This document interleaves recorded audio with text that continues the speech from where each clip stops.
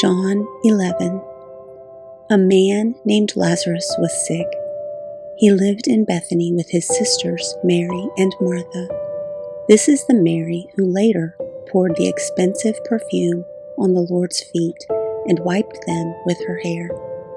Her brother Lazarus was sick, so the two sisters sent a message to Jesus, telling them, "Lord, your dear friend is very sick."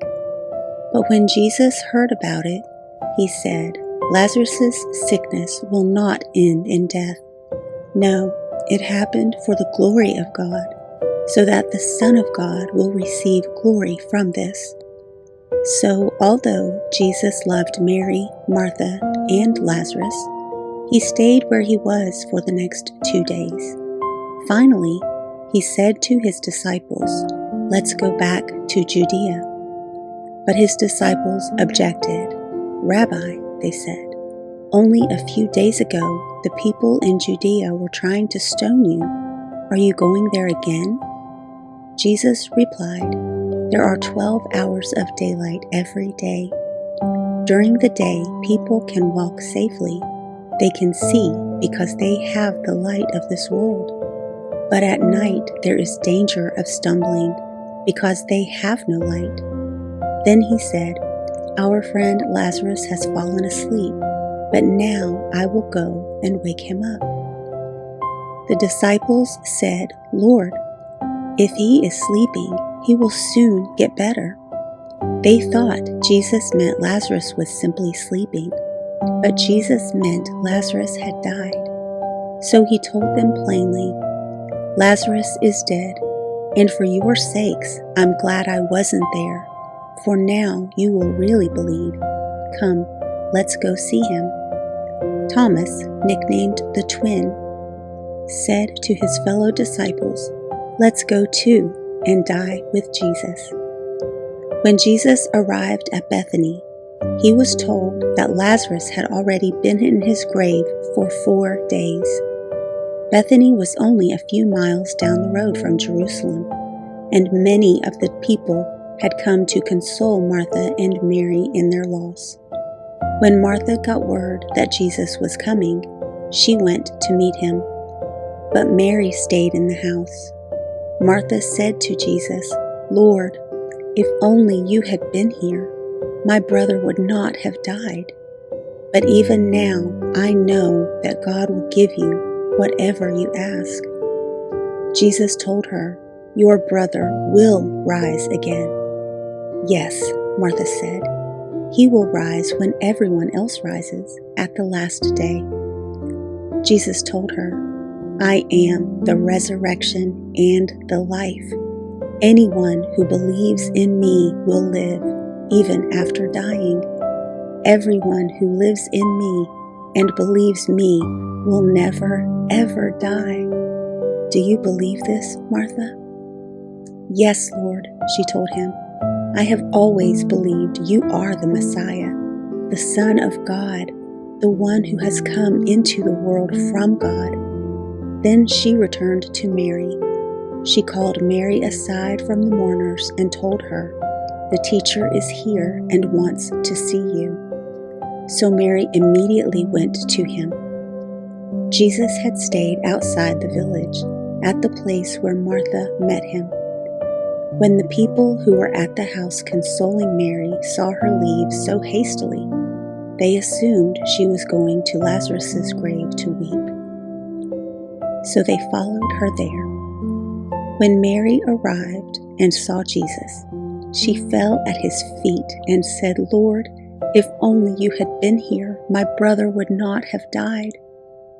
When Jesus saw her weeping and saw the other people wailing with her, a deep anger welled up within him, and he was deeply troubled.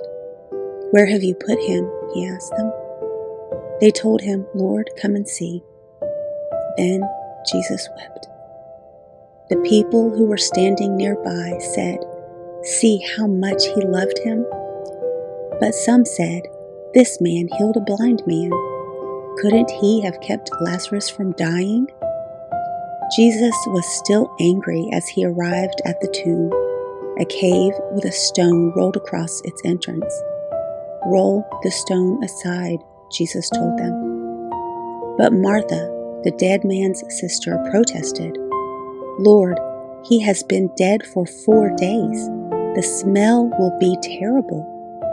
Jesus responded, "Didn't I tell you that you would see God's glory if you believe?" So they rolled the stone aside.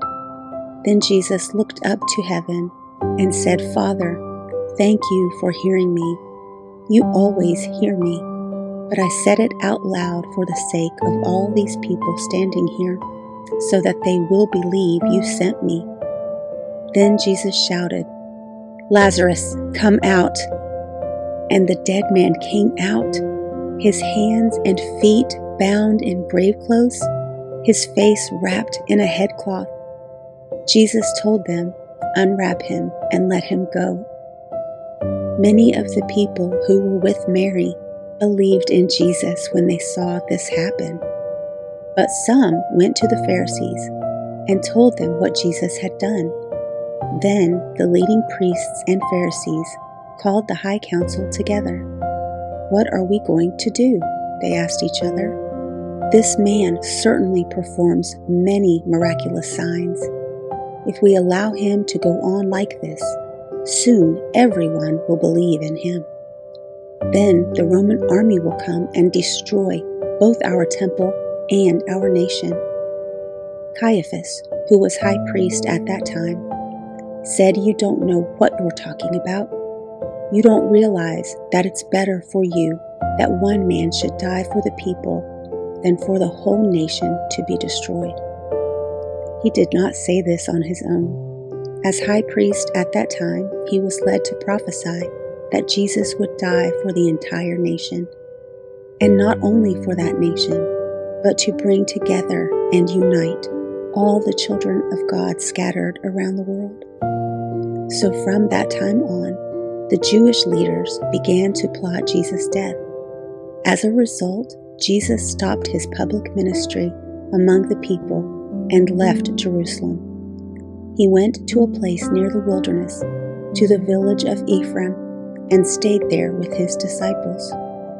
It was now almost time for the Jewish Passover celebration, and many people from all over the country arrived in Jerusalem several days early so they could go through the purification ceremony before Passover began. They kept looking for Jesus, but as they stood around in the temple, they said to each other, "What do you think? He won't come for Passover, will he?" Meanwhile, the leading priests and Pharisees had publicly ordered that anyone seeing Jesus must report it immediately so they could arrest him.